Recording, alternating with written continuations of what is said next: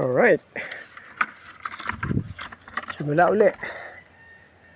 So,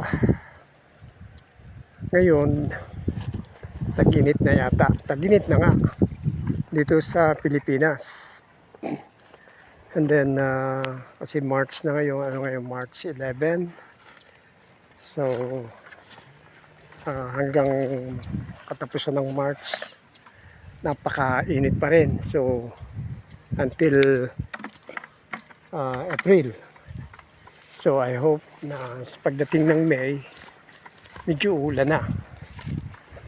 Kaya sa ngayon, masyadong uhaw na uhaw ang puno ng mga kalamansi. Ayan o. Tuyong-tuyo. So, ang dami nito. Dami, sayang. May hinog lang ito.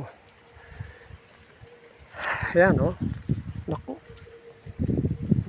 May kumakain. Naku. My goodness. Ano kaya yun? Ang puno. Ngayon ay ang ginagawa ko pagka gantong summer, kumukuha ko ng tubig from the river sa katabing ilog at pinadidilig, pinasisipsip sa meron akong pumps at sinisipsip siya, then ilalagay sa mga iikot sa bawat puno. So medyo matarabaho dahil kailangan ay 2 tao ang maggagawa noon. So yun nga, labor intensive din. So yung caretaker ko ang gumagawa plus another hirelings na binabayaran kong 500 pesos a day. It's not, hindi na masama. Ito, kahanin natin to. But kailangan talaga madiligan, kung hindi nauuhaw ang puno at posibleng magkameron. At saka hindi siya bubunga ng marami. Kasi ito namang kalamansi, ang sekreto nito ay nasa patubig, tamang patubig, kung maaari marami. Tapos abono, and then pag-spray ng mga insecticide. Kasi may mga kumakain talaga, hindi maiwasan.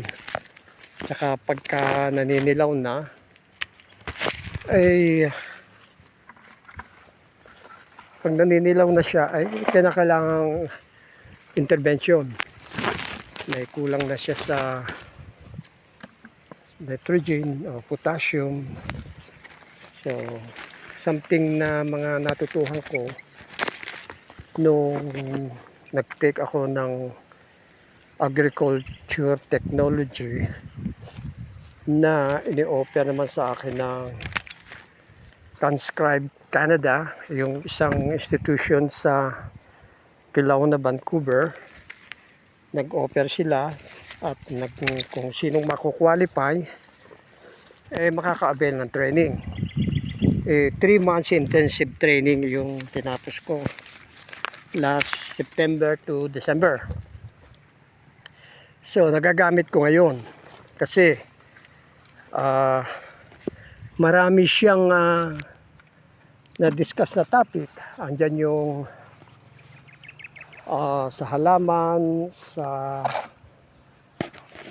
greenhouses, precision agriculture, paggamit ng drone, mga hydroponics. Ang wala lang ay aquaponics, which is doon sa mga isda. At